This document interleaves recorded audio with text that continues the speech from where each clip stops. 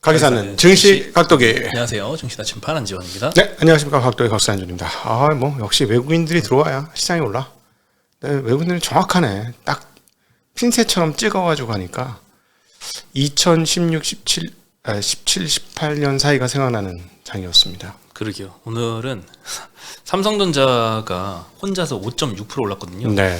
삼성전자 비중이 한 예전에는 한 25% 이렇게 됐잖아요. 네. 23% 이렇게 됐는데 요즘엔 좀 많이 내려갔어요. 그동안 좀 많이 부진했고 하이닉스나 이런 다른 업체들이 많이 올라오다 보니까 네. 비중이 19%대 정도까지 내려왔습니다. 네. 근데 오늘 사실 삼성이 한 1% 내로 기여를 했거든요. 근데 코스피가 오늘 한 1% 정도 올랐으니까 네. 삼성 오른 거 빼면은 사실 다 보합이었다.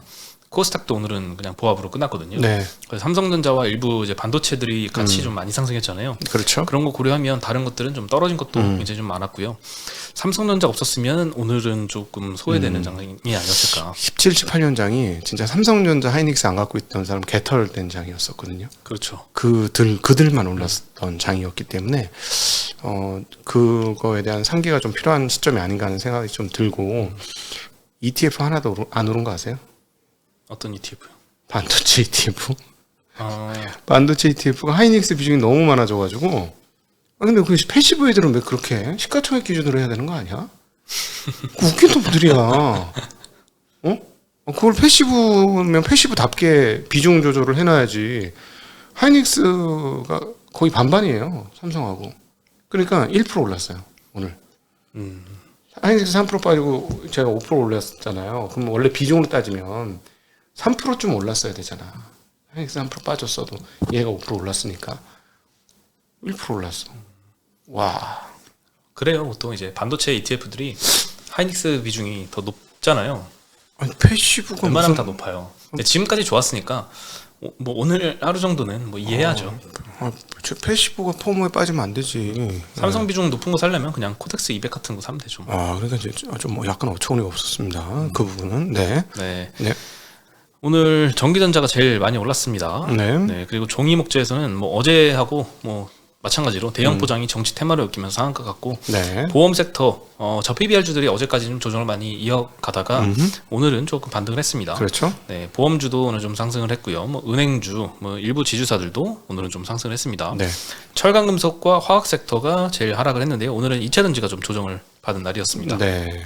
SK이노베이션은 아침부터 아주 안 좋은 뉴스들이 있었고. 네, 조금 이따 SK이노베이션도 말씀드리겠습니다. 어쨌든 지금 삼성전자 때문에 수급을 뺏길 수 있는 영역이 어딘지도 고민 한번 해봐야 되는 시점이 아닌가 싶습니다. 네. 만약 이렇게 해서 계속 간다. 물론 하루짜리일 수도 있으나. 네.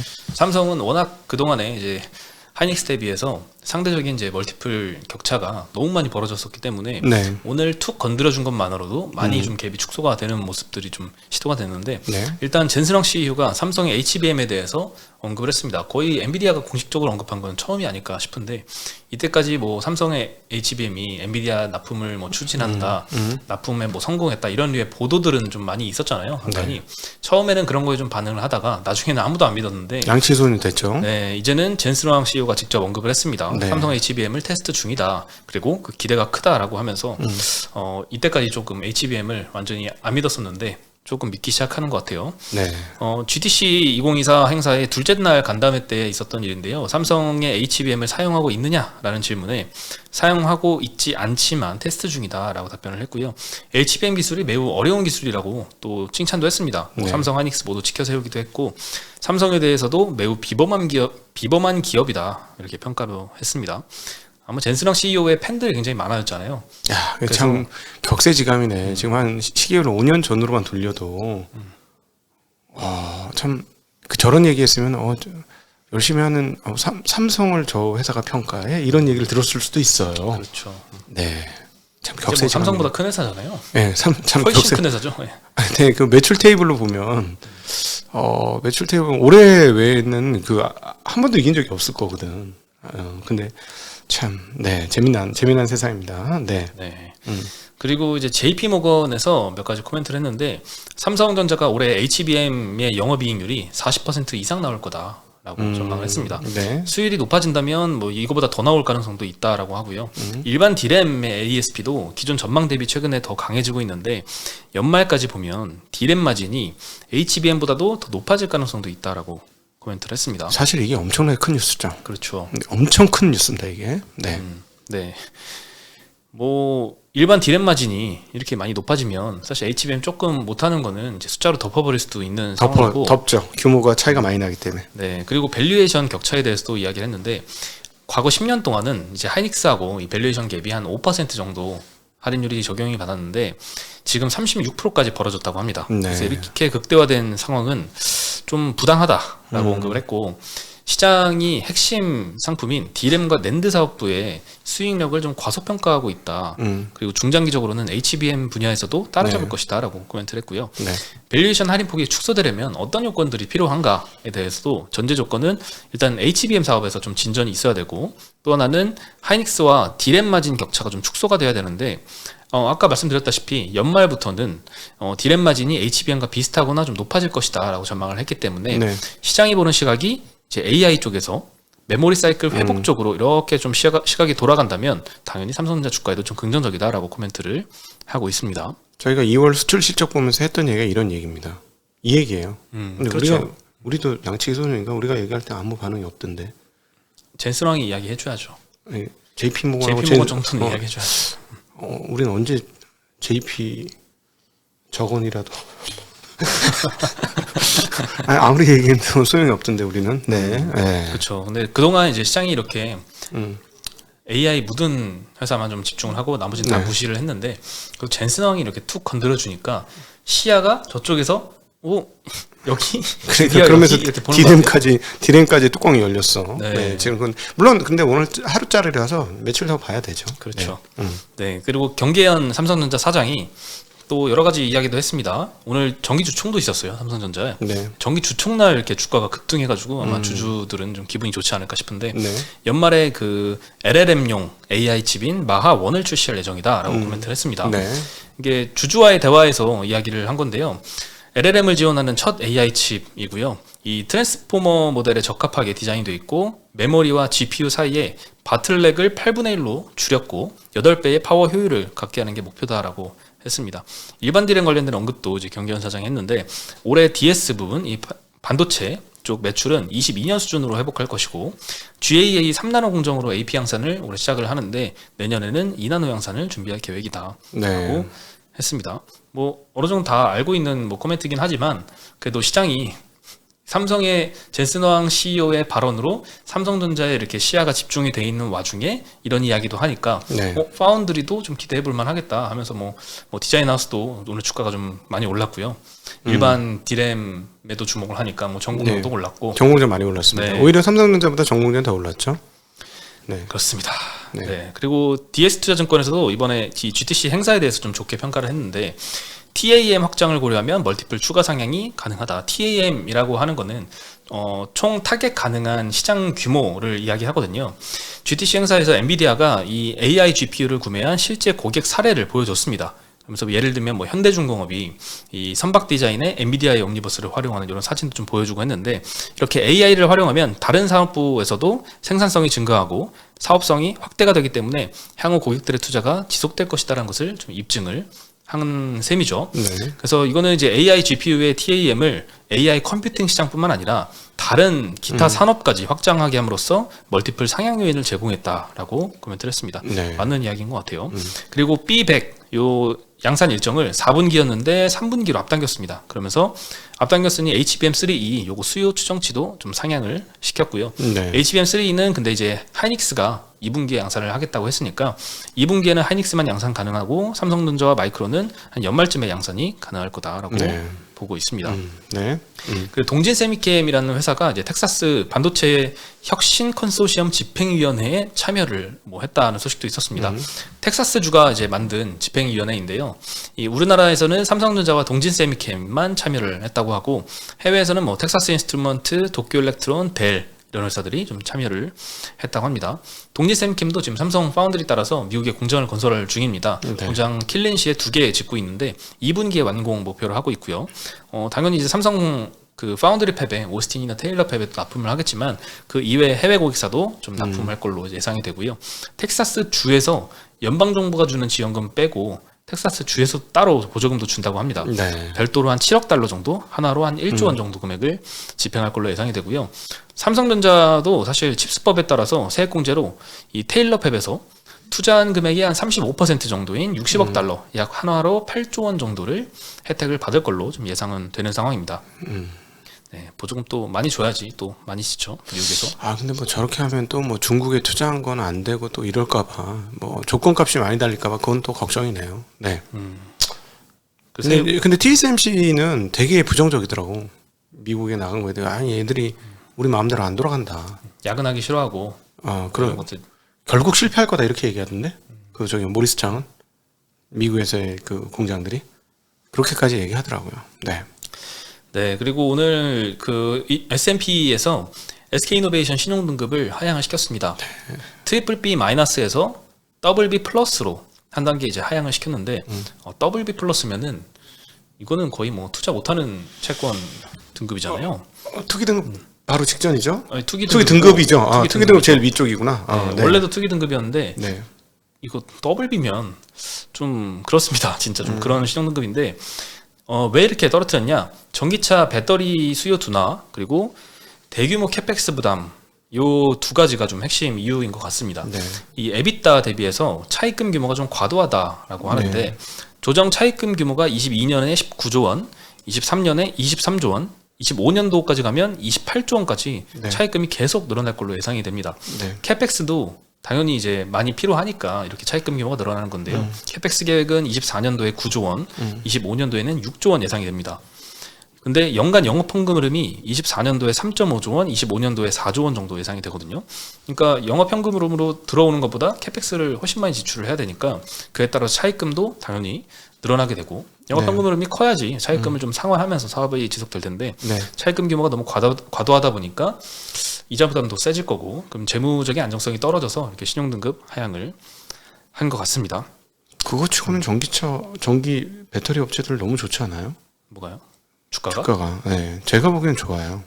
그렇죠. 네. 뭐 왜냐면 고점 대비 조정 많이 받았는데 앞단의 전기차 회사들 그다음에 이런 평가들 이런 것들 감안해 보면 총선호가 참 걱정입니다. 그래서 이쪽이 그리고 삼성전자가 많이 오르면 좋을 게 없어요. 제가 보기엔. 왜냐면 경쟁 구도에 수급을 빨아가는 경쟁자가 생기는 거잖아. 뭐 이때까지 항상 이제 반도체와 2차 전지가 네. 한쪽이 떨어지면 한쪽이 오르고 이런 경향을 좀 많이 보이긴 했죠. 네, 네. 네, 그리고 전기차 배터리의 수요 부진이 얼마나 갈 것인가? S&P에서는 최대 24개월까지 지속될 것이다라고 전망을 하고 있습니다. 네. 예전보다 조금 더 부진이 길어질 걸로 좀 보고 있는 것 같은데요. 그에 따라서 배터리 부분의 이 SK이노베이션 배터리 부분의 손익분기점 도달 시점이 25년까지도 힘들 것이다. 네. 26년도 이후부터나 가능할 것이다 이렇게 보고 있는데 사실 요거 굉장히 좀 기대를 많이 했었잖아요. 뭐 올해 될 것이다 이렇게까지 기대를 했었는데 뭐 내년에도 안 될 거다라고 코멘트를 하니까 굉장히 좀 부정적으로 좀 업황을 보는 것 같아요. 네, 근데 오늘 SK이노베이션만 4%대 정도 하락을 했고 LG엔솔이나 삼성 SDI는 오히려 소폭 상승을 했습니다. 네네. 네. 네. 이노베이션만의 문제는 이건 아니에요. 아닌데. 근데 워낙 삼성 SDI는 조금 많이 빠졌지. 엔솔 빼고. 엔솔은 뭐 아직도 사실은 뭐 상당히 높은 가격대고 SDI는 많이 빠졌죠. 이익 대비로 따져 보면. SK온이 아직은 좀 적자이다 보니까 그렇죠. 이렇게 움직인 것 같습니다. 그리고 이렇게 삼성증권에서도 이렇게 어려운 전기차 업황에 대해서 이야기를 했는데 반면에 그 반대에 있는 레거시 완성차 업체는 오히려 좀 기회이다라고 언급을 하고 있습니다. 레거시 완성차 업체는 이제 내연기관차의 투자 회수기를 맞아서 풍부한 연금을 통해서 주주환원을 사용하면서 주가가 지금 리레이팅 중이다라고 언급을 했는데요. 대표적으로 도요타와 혼다가 그런 모습을 보여주고 있습니다. 사상 최대 실적 찍고 그렇게 많이 번 돈으로 주주환원을 강화하면서 주가가 지금 사상 최고가까지 이제 올라온 상황이고 레거시 완성차 업체의 호황은 순수 전기차 업체에게는 타격이다라고 언급을 했는데 글로벌 신차 수요가 1년에 사람들이 차를 8천만 대에서 9천만 대 정도 이제 사고 있는데 거기서 더 늘어나질 않고 있습니다. 딱 정체되고 있어요. 그래서 그렇죠. 완성차 업체가 많이 팔리면 전기차가 상대적으로 좀 덜 팔린다는 거고 반대면 또 반대인 거고 이런 상황이 좀 계속돼서 경쟁 관계라고 인식을 하는 것 같은데요. 순수 전기차 업체는 향후 1년 동안 파산과 구조조정을 거칠 것이다라고 좀 보고 있고 현대차 같은 경우에도 지금 도요타처럼 밸류에이션 리레이팅이 가능하다라고 전망을 하고 있는데 뭐 도요타처럼 사상 최대 실적 거기에서 나온 현금 흐름으로 주주 환원을 강화하는 데 쓰기 때문에 이렇게 리레이팅이 될 거다. 거기다가 인도 법인 IPO를 시작으로 자본 효율성도 제고될 것이다 라고 전망을 좀 하고 있습니다. 외국인들이 뭐 이미 걸 기대하고 지분이 많이 들어오고 있습니다. 22년 말 대비해서 현대차와 기아와 모비스의 외국인 지분율이 각각 최대 9%포인트, 적게는 4%포인트까지 이렇게 늘어나는 모습을 좀 보이고 있습니다. 아무래도 외국인들이 주주환원을 좋아하는 것 같아요. 그럼요. 네. 네, 주주환원 안 하면 안 되죠. 1%씩 이렇게 배당 주고 이러면 안 됩니다. 근데 어쨌든 참 재밌는데 이 자동차 모든 얘기는 중국 얘기는 쏙 빼고 하는 얘기예요. 9천만 대 중에 3천만 대를 중국에서 만들거든요. 네. 근데 그 얘기는 하나도 없어. 재미난 거죠. 그리고 아마 올해 대략 1,000만 대 가까이 전기차 중국에서 하이브리드 포함인지 모르겠는데 한 1,000만 대 할 걸로 추정이 되는데요. 그 얘기도 쏙 빼고 하는 얘기죠. 그래서 중국을 철저하게 벽을 쳐가지고 밖으로 못 나오게 하면 지금 이 얘기는 모두 다 맞는 얘기고 만약에 근데 그게 삐죽삐죽 나와갖고 다른 나라에 팔기 시작한다면 이거 조금 다른 얘기다. 그거는 꼭 기억은 해야 될 것 같다라는 말씀 드리고 싶네요. 그리고 이미 전기차 업황 둔화는 그 테슬라 같은 것만 봐도 주가가 좀 많이 떨어졌잖아요. 네. 상대적으로 좀 나스닥 상승에 비해서 연초 대비 30% 떨어졌어요. 그러니까요. 너무 격차가 좀 확대가 돼서 사상 최고치인데 다른 것들은 네. 근데 이제 조금 더 미래를 바라보면 이제 회복 구간을 좀 바라볼 때가 아닌가. 주가상으로 좀 그런 생각 듭니다. 그러니까 지금 좀 싼 거 빨리 테슬라 2 모델 2 얘기했는데 빨리 나와야 돼. 좀 싼 모델이 빨리 나와야 될 것 같아요. 네. 네. 그리고 이제 오늘 사실 장에는 큰 반응은 없었는데요. KB증권에서 10년 만에 온 탈원전 종결 분위기를 언급을 했습니다. 네, 원전 사업에 대해서도 최근에 좀 관심을 가질 필요가 좀 있는 것 같아요. 여기저기서 좋은 이야기가 많이 들리는 것 같은데요. 일단 후쿠시마 원자력 발전 사고가 2011년에 있었습니다. 네. 그 이후로 원전 이거 좀 너무 위험하다. 그래서 탈원전 기조가 그때부터 좀 시작이 글로벌리 진행이 좀 됐는데 네. 최근에는 또 거기서 탈피하려는 분위기가 좀 많이 감지가 되고 있습니다. 유럽이나 중동, 아프리카 등 여러 지역에서 신규 원전 건설을 지금 추진을 하려는 모습들이 많이 포착이 되고 있는데요. 네. 유럽 같은 경우에는 이제 탈원전 할 때 LNG로 대체하려고 했었다가 이 우크라이나 전쟁 때문에 그렇죠. 이 에너지 조달이 어려워지면서 탈원전을 포기하게 됐는데 한국도 2년 전에 10차 전력 수급 기본 계획을 발표를 했었는데 이때 2030년 기준 원자력 발전 비중을 34.6%까지 좀 확대를 했습니다. 그 원전을 좀 확대하겠다라는 기조를 발표한 거죠. 그리고 올해 아마 상반기에 11차 전력 수급 기본 계획을 발표할 예정인데 이때는 아마 35%를 넘길 가능성이 좀 제기가 된다라고 합니다. 네. 과거에 중단됐던 국내 원전 4기의 건설 프로젝트가 재개가 됐고요. 신규 프로젝트도 또 등장을 할 공산이 크다라고 전망을 하고 있습니다. 이거는 국내 얘기고 해외 원전 수출이 가장 가시화된 게 체코 시장인데 여기서 웨스팅하우스가 일단 탈락을 하면서 이 한수원의 수주 가능성이 좀 높아지고 있습니다. 한수원이 수주를 하게 된다면 여러 가지 기자재 업체들도 수혜를 받겠죠. 네. 그래서 24년도는 원전 업황의 턴어라운드의 기점이다라고 네. KB증권에서는 전망을 하고 있습니다. 네, 그러면서 두 가지 정도 종목을 소개를 해주는데 예를 들면 BHI 같은 경우에는 발전용 기자재 사업을 영위하는 업체입니다. 과거에 이제 웨스팅하우스에도 납품했었고 한수원에도 납품했던 네. 이력이 있고요. HRSG라는 이제 배열 회수 보일러라는 거를 만드는데 폐열 회수 보일러예요. 배열 네. 회수 보일러. 네, 근데 배열이라고 많이 그래요? 하던데요. 네. 그러니까 어디서 발전했던 걸 땡겨가지고 그렇죠. 네. 폐열을 회수해가지고 네네. 재사용하는 건데 네네. 번역은 또 배열이라고 하더라고요. 네. 네, 어쨌든 그렇게 이제 열을 재사용해서 스팀을 생산하는 보일러인데 네. 수주가 23년도에 1,100억 네. 했었거든요. 24년도에는 1분기에만 2,000억 이상 수주를 했습니다. 네. 연간으로는 한 5, 6천억 정도 전망이 되니까 최근에 이제 수주 상황으로만 봐도 원전 산업이 조금 턴어라운드 되는 움직임은 포착이 되는 것 같습니다. 네. 네, 그리고 우진이라는 회사도 있는데 한국의 표준형 원자력 발전기용 계측기를 독점 납품합니다. 이거는 한국 표준형 제품이기 때문에 우리나라에서는 좀 독점하고 있는 것 같은데요. 신규 원전 건설할 때 그리고 노후 계측기 교체할 때 이렇게 매출이 발생하는 구조이고 연내 발주가 아마 진행이 될 게 신한울 3호기, 4호기 정도 납품이 예상이 됩니다. 네, 그리고 11차 전력수급 기본 계획에서 원자력 발전 비율을 좀 상향을 했기 때문에 신규 원전을 짓는다던가 아니면은 해외에서도 이제 한수원이 체코 수주를 하던가 이렇게 둘 중에 하나 된다면 수혜를 기대할 수 있다. 이런 리포트가 나왔습니다. 저는 이렇게 AI가 지금 화랑이고 AI 관련해서 전력 사용량이 엄청나게 늘어나는데 과연 빅테크들이 아리백을 그대로 유지할 것이냐 하는 생각이 정말 궁금해요. 그리고 왜 애플은 AI에 그렇게 적극적으로 뛰어들지 않았을까 할 때 지난번 영화가 생각나요. 팀 쿡이 나왔던 영화가 있거든요. 그 신형 그 작년도 9월 달에 걔네 발표하면서 영화를 찍었어. 그래서 팀 쿡이 나오는데 자연의 여신이 나와가지고 너희들 뭐 이렇게 저희는 이렇게 해서 환경을 좀 아끼고 또 이렇게 해서 환경을 아끼고 이렇게 환경을 아끼고 합니다. 그러니까 그 자연의 여신이어서 약간 합격 이러고 간 것 같은 그런 영화를 만들었단 말이야 애플이. 그 아리백이 AI 쪽에 대한 진출에 대한 주장을 만든 거 아니었을까 하는 그런 상상도 좀 해봐요. 그래서 빅테크들 과연 아리백을 어떻게 얘기할지 저는 이거 궁금합니다 진짜로. 아리백 하면 원전 포함 안 되거든요. 근데 전력은 현재 분위기에서 원전 없이는 과연 이거 충족이 될까 하는 상황이고 신재생으로 다 커버가 될까? 신재생으로 커버할 수 있는 나라는 큰 나라들밖에 없어요. 사막 같은 거 있는 나라. 그러니까 깔아도 아무도 뭐라고 안 하는 나라. 그리고 송배전이 또 어마무시하게 또 필요하거든요. 과연 이거 어떻게 인류가 해결할까 좀 궁금합니다. 그렇죠. 뭐 AI 발전에 대한 수요는 멈출 수가 없는데 네. 그렇게 진행되면 뒤따라와야 될 인프라들이 이제 전력도 있고 뭐 그에 따라서 원전도 좀 기대가 되는 분야 중 하나잖아요. 네네. 그래서 또 원전도 우리가 좀 관심을 갖고 공부를 좀 해야 되지 않을까. 저는 개인적으로 신재생이 좀 잘 됐으면 좋겠는데 전력 수요가 갑자기 급증하면 참 골 때리는 상황이긴 합니다. 네. 오늘 소식은 여기까지입니다. 네. 저희 내일 다시 인사드리겠습니다. 네, 안녕.